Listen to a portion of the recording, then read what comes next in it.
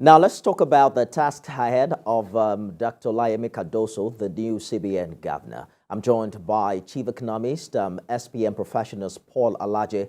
Thank you for joining us on the program this hour. Dr. Cardoso is assuming the leadership of the CBN at a very crucial time in our economic history. There is the serious confidence crisis we currently have in the foreign exchange market that is fueling an unprecedented speculative onslaught on the naira. What do you think it must do differently this time? Thank you so very much. I think Mr. Cardoso, who has just been confirmed as the central bank governor, must do a number of things that will be a complete departure from where we are coming from. First, he must look at the economic issue holistically, unlike what we have seen the former administration of central bank, what they've done has been to promote policy and sometimes attempt to unilaterally carry out some of this policy. It's also important from Mr. Cardoso to also be mindful of the operators of economy in order to achieve certain results. Recall that the Monetary Policy Committee under the former administration has continued to increase interest rates even to unprecedented numbers. And I can tell you that reasons why they mentioned inflation, reason why they mentioned the increase in interest rate was to combat inflation. But I can tell you that that is not the case. Inflation continues to grow even in double digits as we speak, and we have it even till now. Therefore, two major things that must be in front of Mr. Cardoso. How will he deal with the issue of confidence? And how will it deal with the issue of stability? These are two issues that he must deal with. I understand that his core mandate will be stability of two things among others. Price stability, which is evident in the rate we measure called inflation from the basket of commodity. The second one is exchange rate. A lot of Nigerians are now aware of how unstable the currency is. So Mr. Cardoso must also be much more transparent than the previous administration. If you check the central bank website, under the last administration, you consistently see over $30 billion as a foreign reserve. But a report revealed that what we had with the central bank in terms of reserve was indeed less than $30 billion. Meanwhile, JP Morgan revealed that what we have may even be less than $10 billion. I hear you, Mr. Alaje. I'm hoping that we can reconnect with you as well. But there's the business of banking, or rather the business of the CBN itself, but there's also the politics of it. I want us to explore the Godwin Emefiele leadership of the Apex Bank in the last 9 years. It culminated in the Naira redesign policy that has now been widely tagged as an anti-people policy with political motives.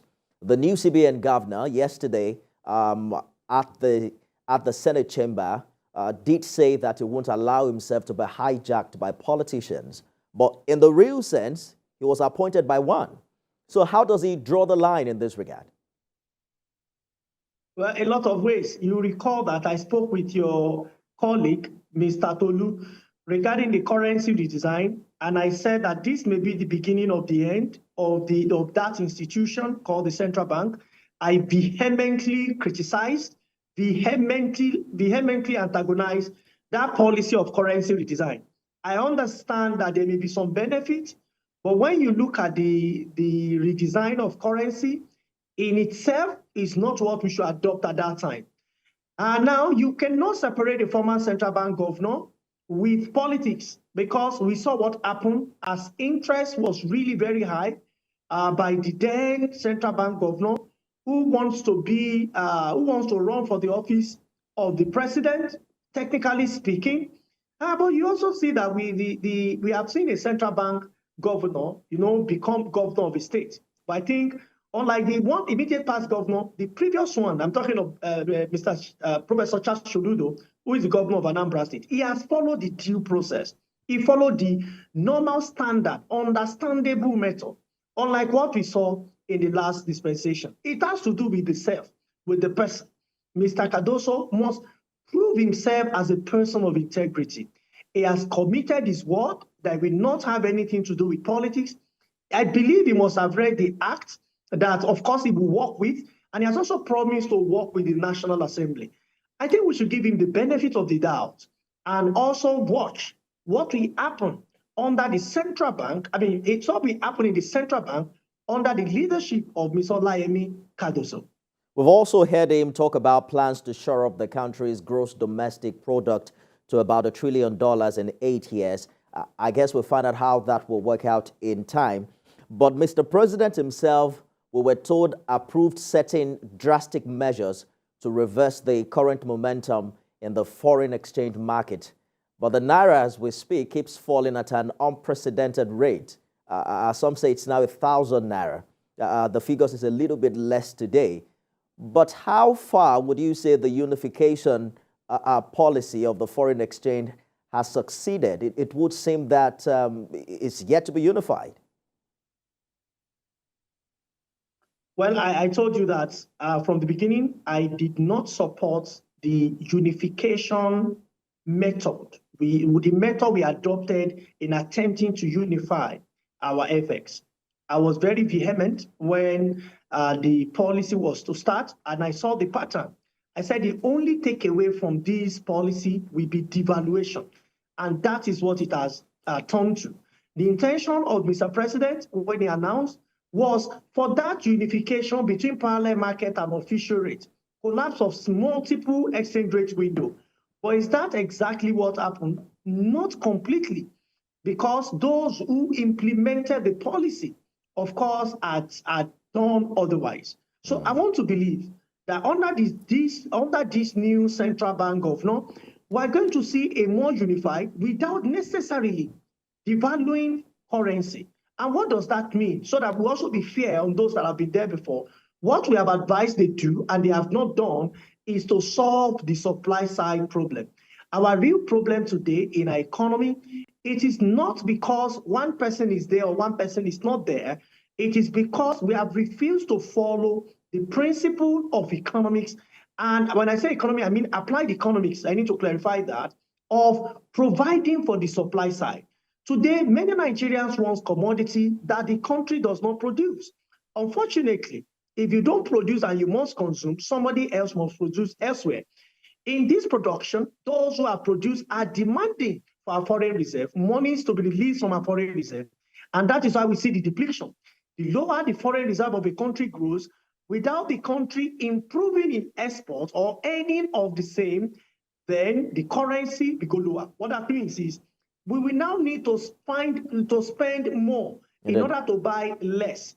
And that is why it has implication of making more people to be poor, or making life to be more difficult, or bringing hardship among Nigerians. A policy that was intended to bring succor, more revenue to government, as advised by international organizations, namely IMF and World Bank, is now becoming a thing of concern for Nigerians, for importers, for manufacturers, and many others, because the implementation was not properly done. The CBN, we understand, has blamed the instability in the foreign exchange on speculative demand by some people. What do you think, what approach do you think the new leadership must bring to bear in this regard? Well, I agree 100% with the central bank. Speculation against the naira is so high. Let me ask you a question in this interview. If I were to give you between ₦1 million and $1,000, which of these would you want to take? Would you prefer you take ₦1 million or $1,000 today? It has to do with the issue of confidence in the local currency. Bringing confidence, we go beyond the central bank alone. My argument with that of our organization has been in the previous administration and even before the last administration, from towards the end of President Jonathan administration, and of course throughout President Buhari's administration, we have maintained that we need different sectors of the economy to communicate. We don't mean that they should sit in the same office and start talking together. We mean their policies should align. Nigeria's policy should be towards exports, should be towards production, should be less of consumption. Unfortunately, if we don't take all of these things, I tell you, we will continue to suffer major setback with our currency. Our economy will continue to have high inflation. Even when some part of the world may be having some sign of relief, it might not extend to us as a people and as a country. Interesting days ahead. We understand the dollars are today selling at 985 naira and buying at 995. Chief Economist, SPM Professionals, Paul Alaje, thank you for sharing your thoughts with us on the program this evening.